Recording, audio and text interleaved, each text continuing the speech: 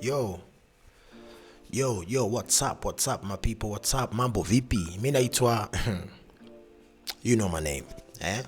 Napenda sana kulamba lips jamani.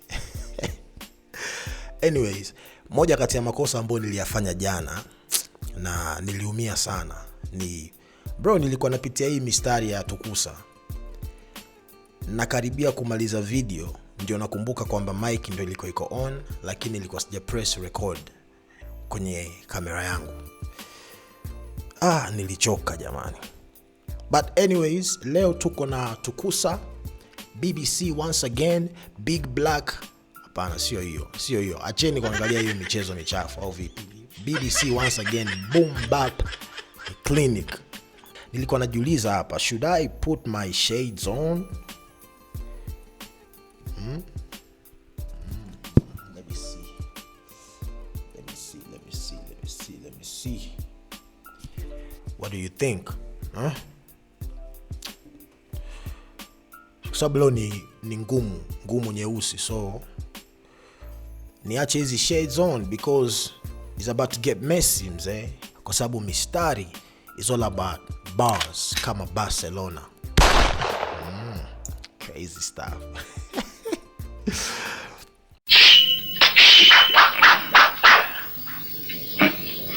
You must think first, right?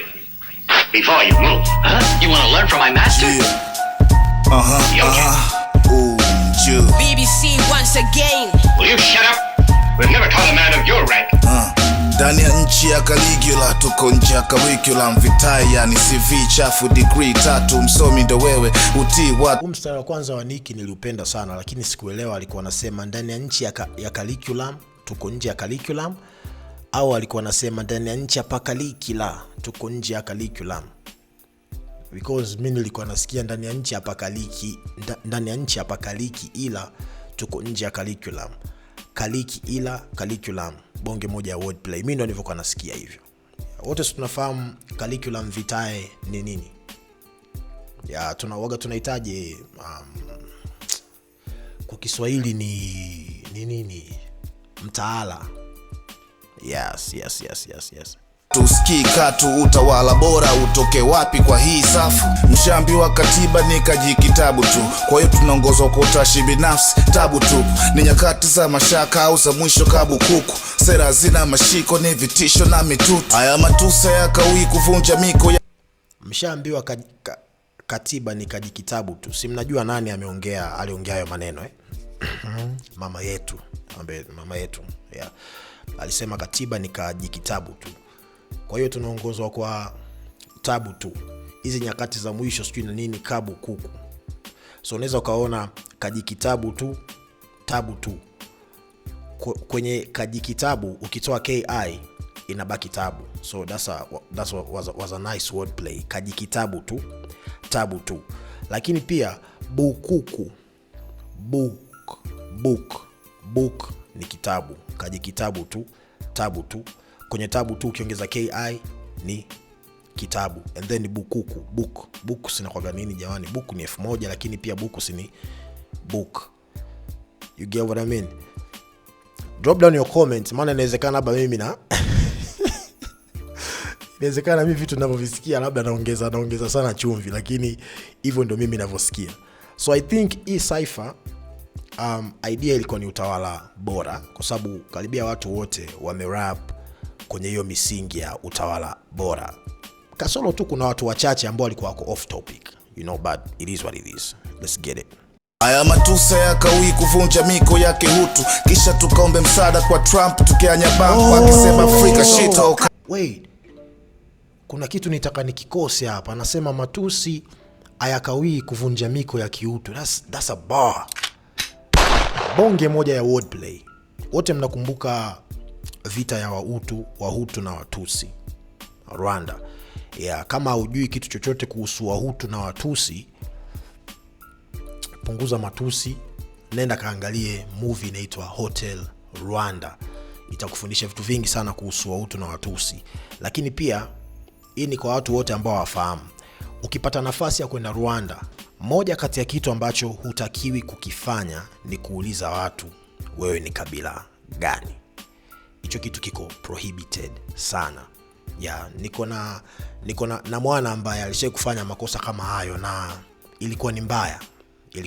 Ilikuwa ni studio session, akafanya kitu kama hicho. Mpaka sasa au musicians wa Rwanda walikuwa hawapo comfortable anymore kurecord because walikuwa wanashangaa like, bro, what are you doing? Sawa. So kwa mtu wote ambao hujui, mimi ndo nakujulisha, moja kati ya kitu kibaya kabisa kukifanya ukiwa Rwanda ni kuuliza watu, wewe ni kabila gani? Usifanye hicho kitu. So shout out to Nick. Hii ilikuwa ni bonge moja ya wordplay. Yeah. Tudapu uongozi hekima, so kujikweza wakikupamp punk mnafili Nebukadnezar, majira yamechange, wengi wana face bad weather, wana machu. Mnamjua Nebukadnezar kwenye Biblia? Yeah, hiyo ya kwenu na waachia. Anasema mmefeel Nebukadnezar. Sijui alikuwa anajaribu kumaanisha nini, lakini yeah, Nebukadnezar, kuna historia kubwa sana ya Nebukadnezar. So that's for you to digest. Au vipi? Siwezi nikana digest kila kitu. Go mtafute Nebukadnezar ni nani, njoo kwenye Tukusa, sikiliza hii line anikimbishi, afu niambie kama ina make sense au ilikuwa tu ni vina vya kuungwa. Yeah. Machungu plus wako sad, so I'm favored, ufaidi mbani, ushapewa red card, nenda. Ukijielewa inatosha kujitawala na sio kudogoshwa na mwanasiasa aliyejipa warrant. Ukijielewa inatosha kujitawala na sio kudogoshwa kwa mwanasiasa aliyejipa warrant. Yeah, that's it, man. Kitu unachohitaji ni kujielewa tu. Hawa watu wa siasa ni wengi, mzee wangu, ni si mnajua vitu wanavyofanya wazee. So tunahitaji tu kujielewa. Tukijielewa zaidi, mbona mambo yatabadilika tu soon. You get what I mean? So yeah. Vidagaa tumeshikwa na hawa majiant, bora utawala kabla hujawindwa na wana Isaya. Tomorrow is another day, naamka na new dreams, kuhustle ni every day. I'm after new things, new means, nitaifanya innovation by enemies wataendelea kusurvive bila energy. Tunarejeshwa utumwani kama enzi za babu zetu, wanatuaminisha cha jirani ni bora kuliko chetu, wanatutisha tusiwe na imani tuiofie kesho yetu. Hawajui kila siku ni siku special kwetu. Kwenye kuongea ni simple, kiwa sote tukipewa mishiko. Who is ready to defend the people? We are equal, hatuwezi kupretend sio kifo. By enemies, ni lazima tuwatambue na kuwaondoa hawa enemies. Ndugu waliopotea kuna remedies, kwa nini tusivalue their energies? Hivi tunemdefend ni nani? Mbona wengi tunakosa imani? Tunatanga na njia, hata iwaje wataki kutusikia. Hali ni tight pia, everybody's living in fear. Check it out, yo. They call me Black Man. Shout out to Azma. Na nimependa sana kuona Azma anarudi kwenye game. Kuanzia Business Mind mpaka hapa kwenye Tukusa, you know. Yeah, shout out to him. Anakuja B-Boy Blackfire. Huyu jamani mtu mbaya. B-Boy Blackfire ni mtu mbaya sana. Though kwenye hii track sikupenda alivyoanza. But it is what it is. But alivyokuwa anazidi kuendelea, kuna vitu vingi bro. By the way, kwa B-Boy Blackfire ndo nimepata vitu vingi sana vya ku unpack. Yeah. Ambavyo vina resemble, I don't know, man. Let's get it. Black Man fire, root from Zaya. Nimetimba tena na hizi punchi zenye mzuka wa kuvunja paka taya. Straight to Himalaya, I hunt like a lion, no retire till I die. Kuendesha maisha yangu ndo na mudu bila stress. Washanifika ubaya bado Mungu akani bless. Hatuwezi tukagwaya bado nguvu zina sense. And no matter how much what I'm doing is in my cash. Of course hii movement ya Tukusa na make sense. Black Ninja hii rap paka kufa na dedicate. Fumo letwa na fursa siku kaku meditate. Hawana losema haita. That's nice. Anakuambia mfumo uletwa na fursa, sio kukaa kumeditate. Kuna watu wanapenda sana kumeditate kuliko kufanya kazi. Ni sawa sana na watu ambao wanapenda kuota, unajua. Mimi siku hizi wasikilizaji na washikaji wengi ambao nowadays anakupigia simu anakuambia, mwanangu, yani kuna content fulani mwanangu nakuja nalo hilo. Noma sana. Na amekwambia the same shit kutoka mwaka jana. Yani nataka, unajua, so yuko na vision, yuko na ndoto, lakini hafanyi kazi ndoto zake. So anasema mfumo uletwa na fursa, sio kukaa na kumeditate. Wale watu wa kumanifest bila kufanya kazi ni ngumu kupata manifest. Bars baby. Sema haitauza na concentrate, so don't hate. Nasimama kwenye ukweli ngasipendi kudis. Haki ya Mungu na hapa siwapendi poli. Na hii ni Hip hop so campaigns of face, so shut the fuck up. Nobody can complain my skills. See what fitch in the lyric. Blackfire anasema hawapendi police. NWA niggas with attitude. Mnajua vitu ambavyo polisi walitufanyia mwaka jana. Yeah. Lakini pia nataka tu niwakumbushe wananchi. Unajua pia polisi sio kama sometimes wanafanyaga vitu ambavyo wanavipenda. Unajua orders. Watu waishakula kiapo. Unafuata orders. Hata wenyewe hawapendi vitu ambavyo vinaendelea, lakini sasa ushaambiwa fanya hichi kitu na ndio hiyo kazi unaitegemea. You get what I mean? So pia katika ile rule katika ile ile njia ya kudivide and rule, pia vitu kama hivyo vinawekwa like wananchi wasiwe na maelewano mazuri na polisi. But at the end of the day, hawa ndio watu ambao pia tukipata shida kama leo inabidi tukimbilie huko kwao wa solve matatizo yetu. Lakini sasa sometimes si kama nawatetea, lakini orders man, orders. Huyo chagua moja, follow orders au you don't follow orders. So yeah, but yeah, of course kuna vitu polisi walifanya last year si poa. Yeah, but let's get it. See what fitch in the lyrically warfare soya. Nikicheki nilikotoka pa nilipo ni bora. Mistikaji kujionyesha kila wimbo ni promo, na chokifanya ni ukombozi for the people tomorrow. Calm down, relax. So to me, katika hii verse ya B-Boy Blackfire, sawa, hii mistari minne ilikuwa ni moja kati ya mistari best sana kwangu. I don't know about you.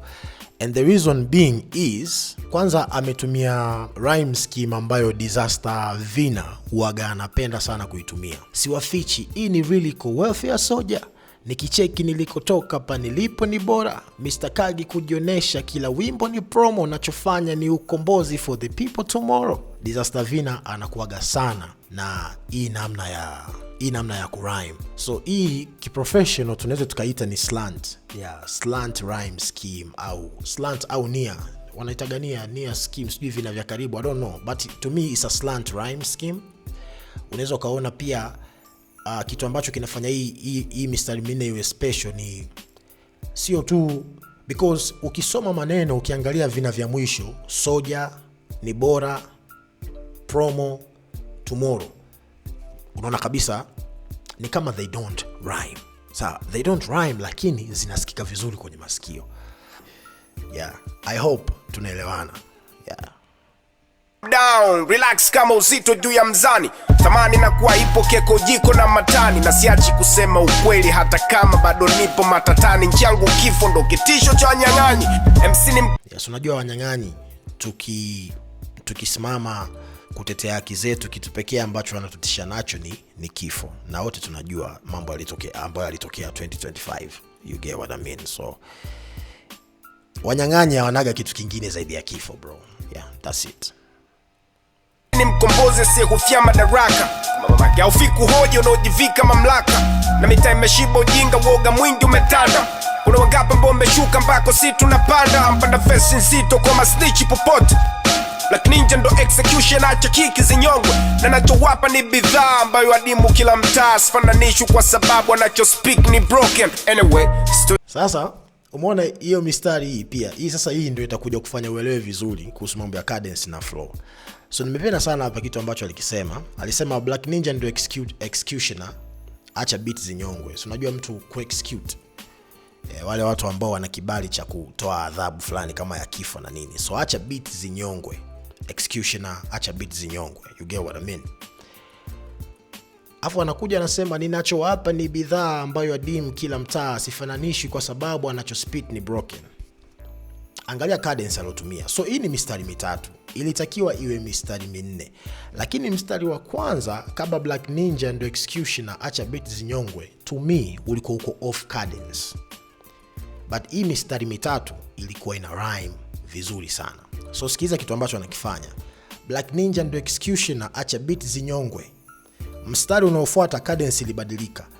Ninachowapa ni bidhaa ambayo adimu kila mtaa, sifananishi kwa sababu anachospit ni broken. So mstari wa tatu alirudi mstari wa tatu alirudi kwenye same cadence ambayo aliitumia mwanzo. Black Ninja ndo execution, acha beat zinyongwe. Nachowapa ni bidhaa ambayo adim kila mtaa asifananishi kwa sababu wanacho spit ni broken. So spit ni broken, beat zinyongwe. Crazy stuff man. Crazy. I don't know kama nimeelezea vizuri but yeah, crazy. Shout out to B-Boy Blackfire. Anyway, straight team kama Sadio Mane. Nite Captain Tesha, show speed on challenge. New talent, sio mono wala stereo panel. This is mastering, you have to learn this from college. Toka nitambua hii dunia haiko vile navyojua. Watu navyoona sio vile livyokuwa. Uangalie tu machoni wakiongea utagundua. Chuko alizoficha kama upendo kauchukua. Hao ni watu sio wanyama ila tofauti au utajua. So stranger au rafiki mpaka ndugu anaweza kuwa. Adui anakuchora mpaka siku kagundua. Hautuamini kwamba yule unayemwamini kazingua. Ndio maana kila siku gari gundi na uchubua. Kama boya kumbe mishe chini chini zinatusua. Wacheni waro kama boya kumbe mishe chini chini zinatusua. So unajua boya wagali naelea chini, kumbe chini kuna mambo mengi yanaendelea. Hata wanasemaga sehemu ambayo maji yako na speed sana juu yanakuwa yametulia. Lakini bro chini hapo kuna speed nyingine ya ajabu sana. So shout out to Conboy. Cheni waropoke akili zao tushazijua. Kwani miaka sio namba, nikona vingi chini ya jua. Na hapa ka nyumbani wala sijaja kama tour. Independently check hizi hanga na kamua. Jina bado linakuwa, mitaa inanijua. Heavyweight kama nimepita Kilingeni ama Sua. Hili ni wazo Sorry guys. Shout out to Conboy. Conboy amefanya kitu kimoja ambacho mimi waga napendaga sana kufanya. Hata J Cole pia anakuwa mbaya sana wa mono rhyming. Ya unaona alivyoanza sijui na nini mpaka vipi nilipokuwa. Sina nini sijui na nini sasa hujajua. Kapeta sijui na nini na hapa kuwa. Sijui na nini kumbe nini chini ya jua. Nini sijui na nini niko tua. Hiyo inaitwa mono rhyme. Ya mono rhyming. Unajua. But utofauti wangu na mimi kwenye nyimbo zangu nyingi ambazo nimefanya mono rhyming ni mimi nakuaga pia inakuwa tu I rhyme mwisho, lakini pia nakuaga na wanaitaga internal rhyming, nakuaga na vile vina vya kati hapa kati, lakini pia nakuaga na wordplay ndani. So unakuta it's a full package nikifanyaga mono rhyme. Kwa mfano nenda kasikiza albamu yangu ya Moro Jazz, kuna wimbo unaitwa Heavyweight. Sawa. Ukisikia Heavyweight utasikia kitu ambacho nakwambia hapa, like isa mono rhyme, ngoma nzima mpaka inaisha ni mono rhyme, lakini kuna wordplay, kuna internal, yani kuna vitu vingi sana viko hapo katikati. So shout out to Conboy. Nimependa hii verse because ngoma nyingi za Conboy bro is all about grinding bana. So kidogo amekuwa different. Ngoma nyingi is grinding, I'm getting this money, toka way back, nigga you get what I mean? Tunasaka pay way back grinding. So it's good akipata challenge ya kukutana na watu ambao wana speed ideas zingine tofauti. So yeah, shout out. Though sidhani kama wamekaa kwenye topic ya utawala bora, but it is what it is. Shout out to Conboy. At least tu bwana hajachana kuhusu grinding. I'm grinding hard. Money, I just wanna get money. Shout out to you bro. Ni wazo lilotoka kwenye akili kamilifu. Kwa ajili yako soja we mwenye sikio sikivu. Sina sinema kukuonyesha ambavyo nilivyo mkamilifu. Jua hili swali hata nsipo yapata majibu. Si uzungumzi ulazima hapa na uzungumzia umuhimu wa uwepo wa utawala bora Afrika. Sina mpango wala ndoto kukutana na wahusika. Nimeandika hii kwa ajili ya waliotweka kwenye giza Afrika. Haitanguka kwa kuzi Shaolin Senator. Sijui nisemaje kuhusu Shaolin. Kwanza katika hii ngoma mtu ambaye amekaa vizuri kwenye topic ni Shaolin Senator, naweza nikasema. Yaani hiyo topic ya utawala bora yeye ndo ameielezea, like ukimsikiliza ni kama unasikia mtu anasoma kitabu. You get what I mean? So inaonekana ni mwandishi mzuri sana. Kama hajawahi kuandika kitabu, mimi naweza nikakushauri Shaolin Senator. Fikiria kuandika kitabu because verse yako iko na knowledge nyingi sana. Napenda the way anavyo rhyme. Anaweza kasikika kama yuko off, lakini hayuko off. Sizungumzii ulazima hapa, nazungumzia umuhimu wa utawala bora Afrika. Sina ndoto wala mpango wa kukutana na wahusika. Umuhimu wa utawala bora Afrika. Sina ndoto wala mpango wa kukutana na wahusika. Nimeandika hii kwa ajili ya waliotuweka kwenye giza Afrika. Sijui nielezeaje hiyo, lakini I don't know, but that's good. Kuna namna cadence yake ni ya tofauti sana na ina sound fit. Unaweza kumsikia like, hey, mbona ni kama anarudia maneno lakini they sound really nice. Najua. Yeah, so hiyo mimi naitaga ni level nyingine ya uandishi ambayo yani mtu ashafika katika ile level ya kuwa free kama mwandishi, aforce tena vina.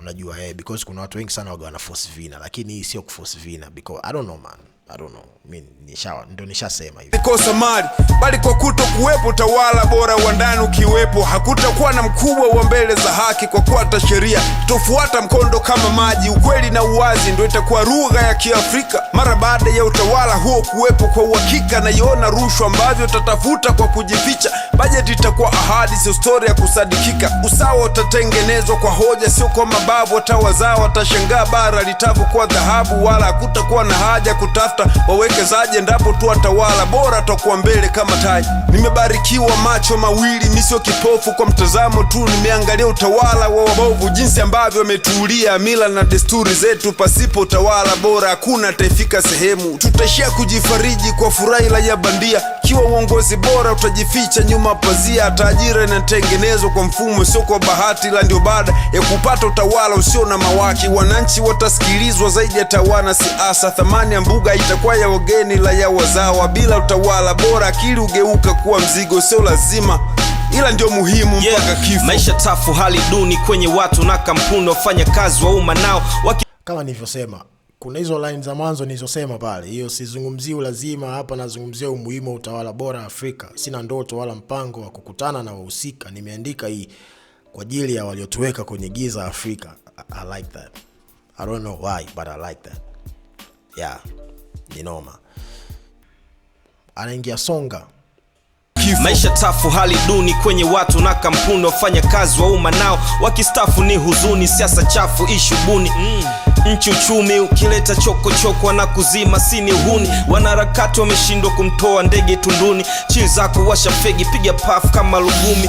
Squeeze kwenye miti ndo anatokea wajenzi, kumchapa mwanao ni ishara ya kukosea malezi. Nao squeeze kwenye miti ndipo anatokea wajenzi, kumchapa mwanao ni ishara ya kukosea malezi. You think say they wise? You are a mumu man. Sijui Songa alikuwa anajaribu kumaanisha nini hapa. But yo, bro, I remember moja kati ya vitu ambavyo vilinifanya ninyooke sana ni bakora bro. Yeah. Because mi wakati nakuwa nilikuwa ni stubborn mbaya. Stubborn. Mi yani ilifika time kwa watu ambao tulisoma wote Muungano Primary School au vipi, ilifika time mpaka nilitaka kufukuzwa shule. Ulikuwa ukiniona hivi, sura yangu haionyeshi kama mimi ni stubborn. Naonekana kama chali fulani mpole, lakini bro, let me tell you man, nilikuwa niko involved kwenye misala mingi sana. Mpaka nakumbuka mwalimu Kiwango bwana, alikuwa mwalimu wetu wa science. Mwalimu Kiwango bwana, yeye ndo alikuwa mwalimu mkuu msaidizi. Kuna time bro alikuwa anataka kabisa nifukuzwe shule. So viboko kwangu vilikuwa ni vingi sana. Yani ilikuwa unquepable thing. Ilikuwa lazima nipigwe ili ninyooke. So Songa anavyosema kumchapa mwanao ni whatever amesemaje hiyo line, I don't know alikuwa anajaribu kumaanisha nini, lakini to me I think kiboko ni moja kati ya njia sahihi sana ya kumweka mtoto kwenye line. Yeah, that's the reason sasa hivi madogo wana act because ukimchapa kidogo mzazi wake anakuja, wewe unamchapa mwanangu, unajua uchungu wa kuzaa mtoto. Chapa huyo mtoto bro. You get what I mean? Chapa. Mimi mwenyewe siku nikibarikiwa kupata watoto, bakora ziko kama kawaida. You act stupid, unachapwa. You get what I mean? Lazima ukae straight. So sijui line ya Songa alikuwa anamaanisha nini exactly. Tawala za kidini ka ishara za kimwinyi, toa mali maskini kunitajirisha mimi. Haleluya. Imejaza. Hii nao ni line kali sana. Tawala za kidini, sijui toa mali maskini kunitajirisha mimi. The reason why ni bar ni kwa sababu ya hiyo sauti moja iliyosema haleluya. Yo, I don't know man. Kwa sababu kuna watu wengi TikTok mzee wananishambulia kinoma. Hamna. Wewe unatetea sana wana. hakuna line kali, but bro, hiyo line ni dope. Ni dope because ya hilo neno moja tu, haleluya. Sawa. Kwa level ambayo Songa yupo, wote tunajua Songa ni moja kati ya dopest MC, tunafahamu. Level ambayo yupo sasa hivi sio level ya kusema kwamba sijui muumini sijui waumini kanisani wanatajirisha mapasta. You get what I mean? That's a normal line. Najua hiyo ni line na expect kuipata kwa upcoming ambaye anakuja ndo anaanza kujifunza kurhyme. Lakini kwake since yeye ni pro, hajasema kitu chochote kuhusu pasta. Amezungumza dini na amezungumza watu wanavyotoa sadaka, mwisho wa siku akasema haleluya. So wewe kama unasikiliza utaconnect na utajua anazungumzia kitu gani.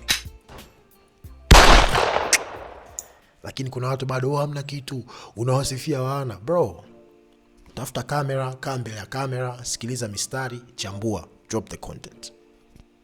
Simple as that. Kama unahisi vitu ambavyo sisi tunavifanya ni hai.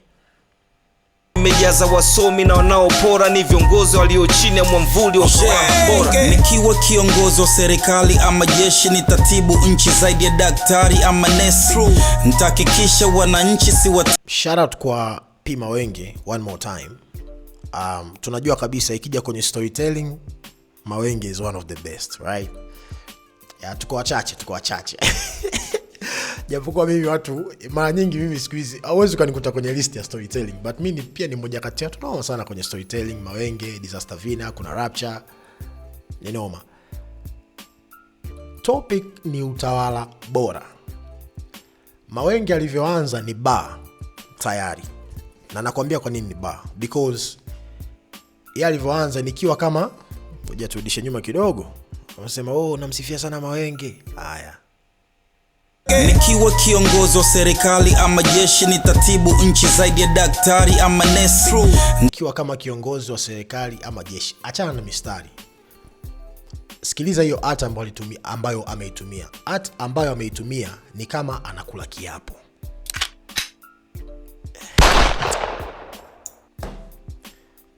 Nikiwaambia watu wakati mwingine bars sio mpaka mtu wa rap. Angalia structure ya hiyo. Bro, kuna so many ways ya kutambua kwa nini hiyo verse ni kali. Angalia structure ambayo ameitumia. Ametumia structure kama anatoa kiapo, nikiwa kama kiongozi wa jeshi ama nini, si ndio? Yes. So hapo ni kama ameshika Biblia, anakula kiapo kama kiongozi, kwa sababu topic ni utawala bora. Kitu ambacho hawa viongozi ndio wanafanya daily, wanashika misaafu, wanashika Biblia, wanaapa kabisa mbele za Mungu kwamba tumepewa hii nafasi na wananchi ya kwenda kufanya kitu, lakini the moment wakishakaa kwenye hizo positions they act stupid, as if msaafu ni kajikitabu tu, Biblia ni kajikitabu tu. And then mambo yakiwa magumu wanakimbilia viongozi wa dini. Unakimbilia vipi kwenye kiongozi wa dini wakati umeshadharau msaafu, wakati umeshadharau Biblia? Nadhani nimeshamuelewa P Mawenge sasa. Sidhani hata kama P Mawenge mwenyewe alikuwa anamaanisha hivi, but mimi ndio nishakwambia. Yeah. Nitahakikisha wananchi si watesi, na sitakubali kuona wanabambikiwa kesi. Cheo hakidumu, leo nipo kesho sipo, so ni vyema kujitreat very equal to my people. Kwa Waislamu, kwa Wakristo, binadamu mwanzo mwisho, hata waandamane simwagi damu kwa mapisto. You see the cadence, Cheo kina nini leo kipo kesho nipo, sijui na nini, take a pick kwa na nini for my people. Waislamu kwa Wakristo wana bangs waka piko bana tampa ta piko pata pampa. That's a cadence.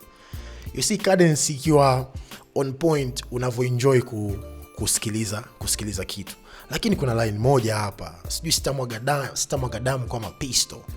Mimi ningekuwa P Mawenge, ili kufanya hii line iwe noma zaidi, ningesema sitamwaga damu kwa mapisto, maana P is for power, na maanisha freedom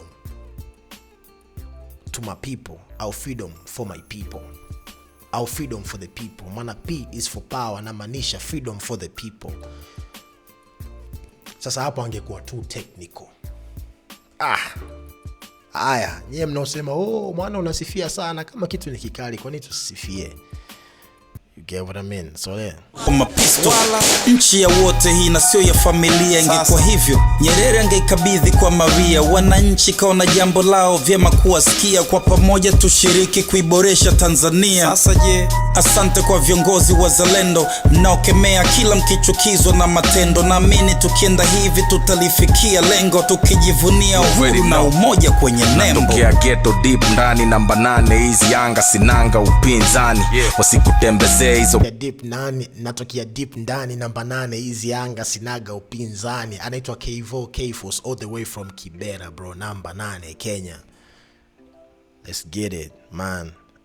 Noma. Ganjas na shit ndani, puff moja mbili ushavutwa mkae ndani. Hiyo ndo ghetto life, broadcasting from the ghetto life. Tunakimbizwa na life, most times we happy just to be alive. Mentality oya, wasikutembezee hizo ganjas na shit ndani. Yeah, mi waga si smoke but najuaga sana watu wakikutana. Unajua kuna ile unakula puff, sogezee bwana yangu sogezee. So usichukue kila ganja bro, zingine zina shit ndani babu. Wengine wanachanganyaga na cocaine mzee wangu. Unaweza ukaingia katika vitu ambavyo ukupanga kuingia na vika kuharibia future yako. You get what I mean? Yeah. puff moja mbili ushavutwa mkae ndani. Hiyo ndo ghetto life, broadcasting from the ghetto life. Tunakimbizwa na life, most times we happy just to be alive. Mentality huku do or die, every man for himself, hakuna cha you and I. Serikali na wanasiasa wajali. Mentality ni do or die, sijui nini na nini, hakuna cha you and I. Ningekuwa mimi ningeongeza Kenya gari wanaita gandai. Yeah, so you and I, sijui nini, sijui kuna ndai. Unajua and then ndio kuna dai, najua inakwenda. Tunadai, unajua. Madai, unajua. Watu wako code kama madais. Shit.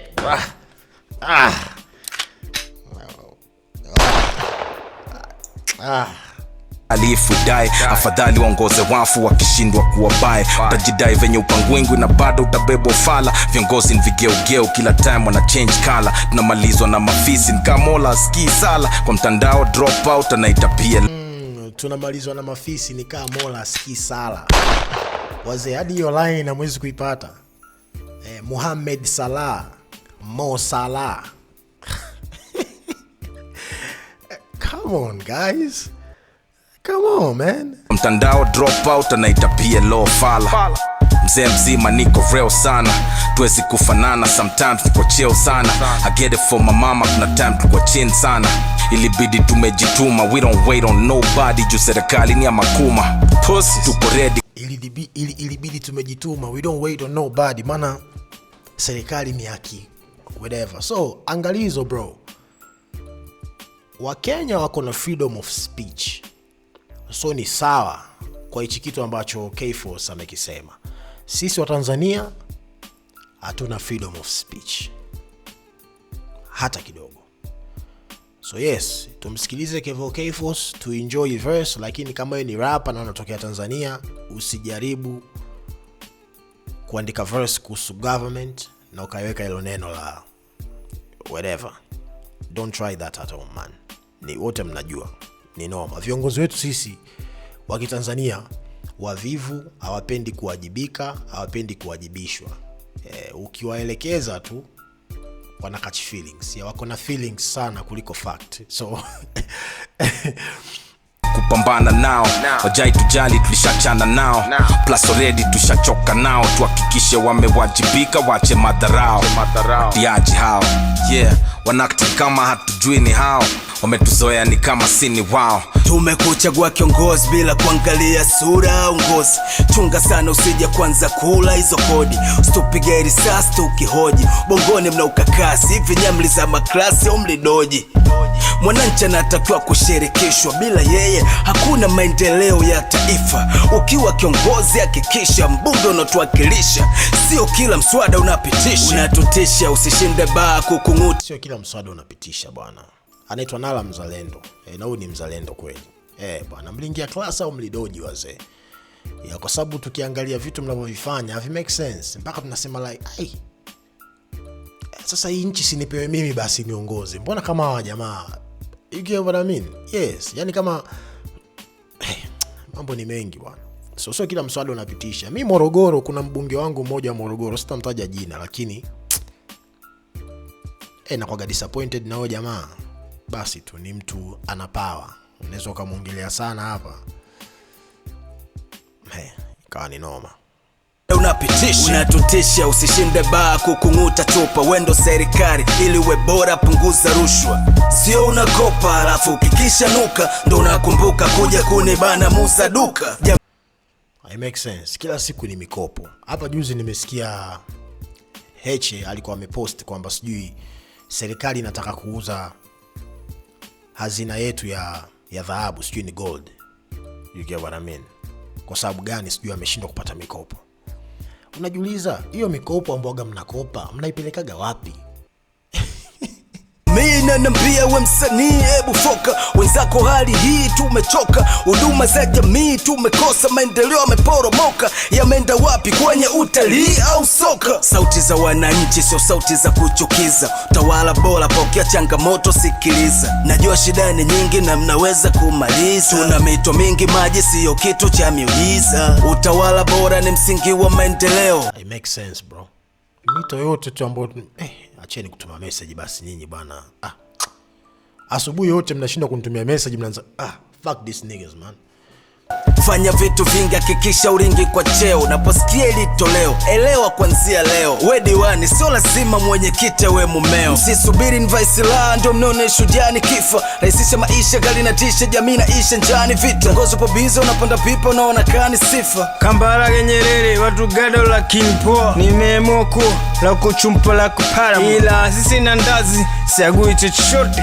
Chana meshetane usiku mwana wa Mungu. Dear God, chama chao kipendi wapi wewe? Naipenda tizi, asifunzwa na mamaye, atafunzwa na tizi. Ni mfungo kama Mandela, nitatoka tulo wena. Nampenda Robert Mugabe, na ule babe babe. 1 2 1 2, Big Joe she's coming through. Mtoto wa ngambo, yes babu, comedy truth. Niko na shit master ila kauzi babu. Watu napekwa vitabu toko Kamuzu mpaka Banda. Alandika ni mwalimu, ana akili kachaki. JCB sina habari, la habari niliyo nayo. Machizo mechoka kitawa, napiga miayo. Hiyo ndio habari.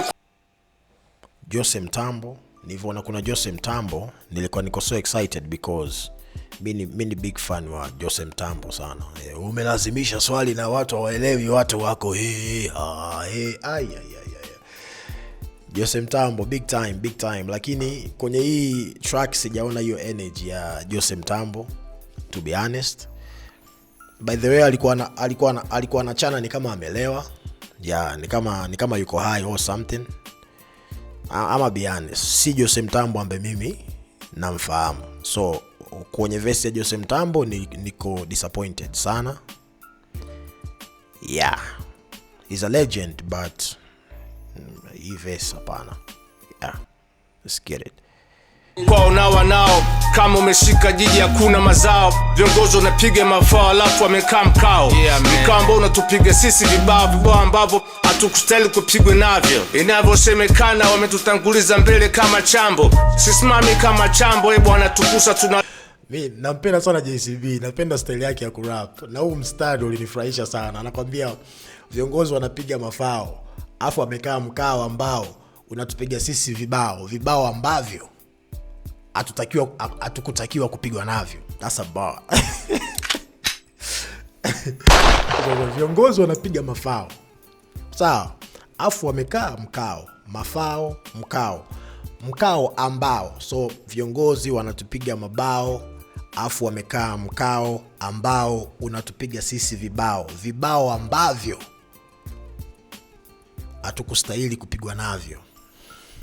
Crazy stuff. Na sijui JCB waga anaandika au ana freestyle, because most of the time verses zake waga zina sound kama ana freestyle.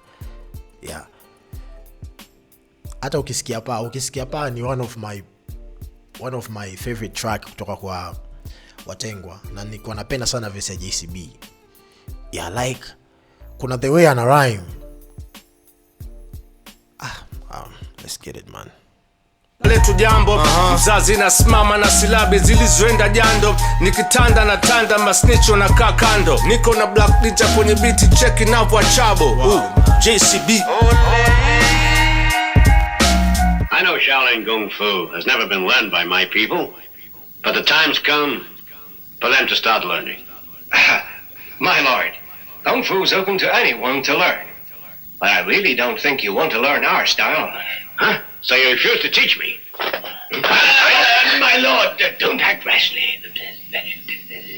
So mwana outro ya mwisho pia ni bar. Yeah, outro ya mwisho hapo. Watu wajifunze whatever, sijui ni Shaolin, sijui whatever, watu wajifunze kupigana. Yeah, waanze kujifunza mapema.